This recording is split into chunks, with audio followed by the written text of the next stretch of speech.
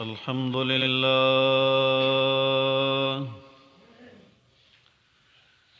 الحمد لله نحمده ونستعينه ونستغفره ونؤمن به ونتوكل عليه ونعوذ بالله من شرور أنفسنا ومن سيئات أعمالنا من يهده الله فلا مضل له ومن يضلله فلا هادي له وأشهد أن لا إله إلا الله وحده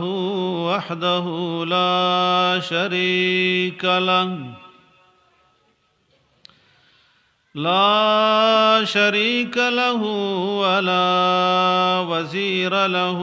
ولا مشير له ولا معين له ولا مهين له ولا مثل له ولا مثال له ولا مماثل له ولا مثيل له ولا قادر ولا قدير ولا ناصر ولا نصير إلا هو ولا كاشف الضر والبلاء ولا مجيب السؤال والدعاء إلا هو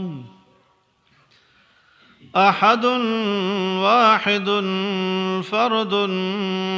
صمد أما بعد فأعوذ بالله من الشيطان الرجيم بسم الله الرحمن الرحيم وإذ صرفنا إليك نفرا من الجن يستمعون القرآن فلما حضروه قالوا أنصتوا فلما قضي ولوا إلى قومهم منذرين قالوا يا قومنا إنا سمعنا كتابا أنزل من بعد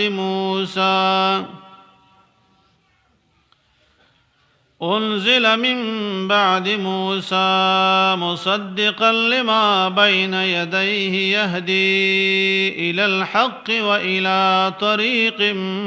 مستقيم.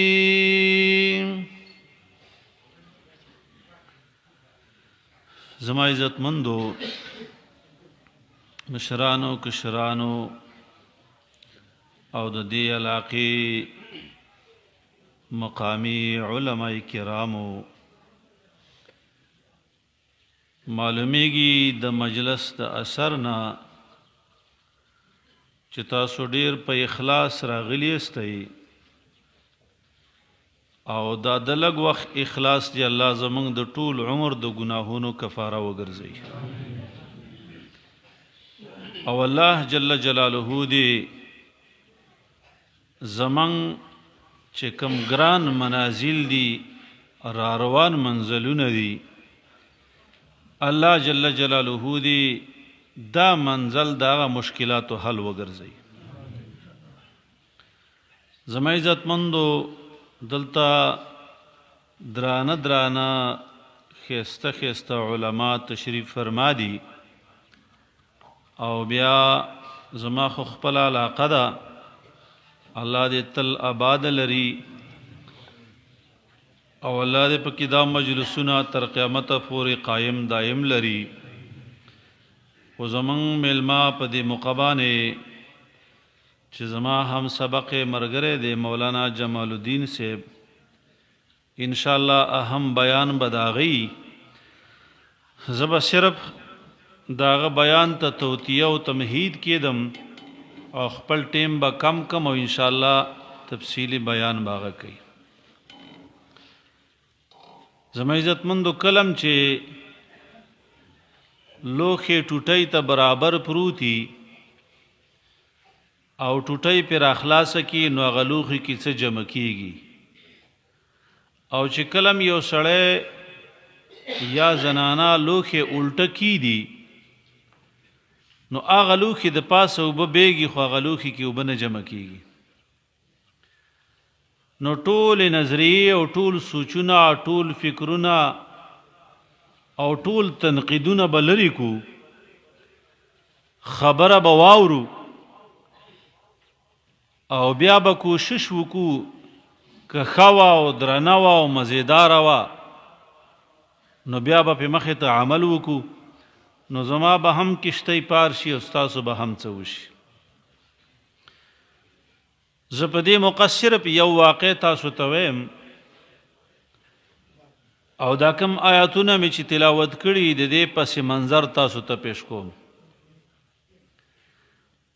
منګو تاسو په دې چاګي کې ناشتي او د جمعات کې راټول شوي دي کې بد شي خلک می چې د جمعات نه بار وځي نو یو بل ته پزړه کې غټ غټ غټانه می خودل ته یو دي او بلا تفریق راغلي دي خپل وخت استلې دي او په دې انتظار دي چې دا علما به څه تقسیمي منګله به څه راکوي. نو زما عزتمندو منګ الحمدلله ټول د یوې کلمې ورونه یي او د یو ابي او د یو دادا اولادي او دا د دنیا نظام دی پیدا شي غټ شي ګڼ شي بے جدا شي. خدا منګ او تاسو چې په دې لاس کې را صدا کتاب دی او یا دا کم ماشومان چې غي قرآن مجیدونه په ناظره ختم کړي او په دې جمعات کې دا 15 وخت بانګ ویلې کیږي او زما استاش نه خطی کارت هم د مسلمان دی او پاسپورت هم د مسلمان دی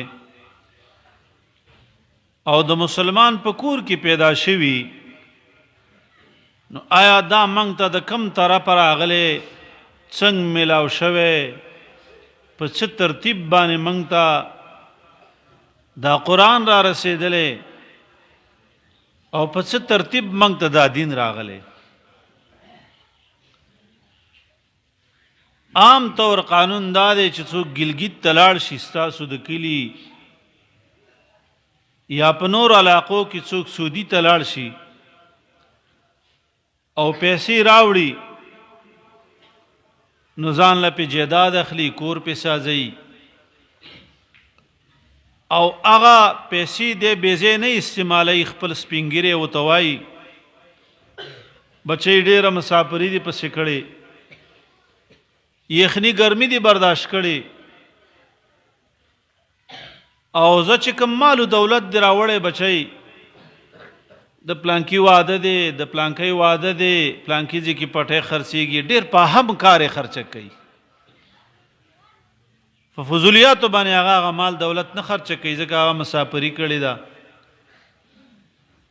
او بیا د ګلګیت سفر چې کې نو کلمه شهادت بوي چې کته مې باسین زین شي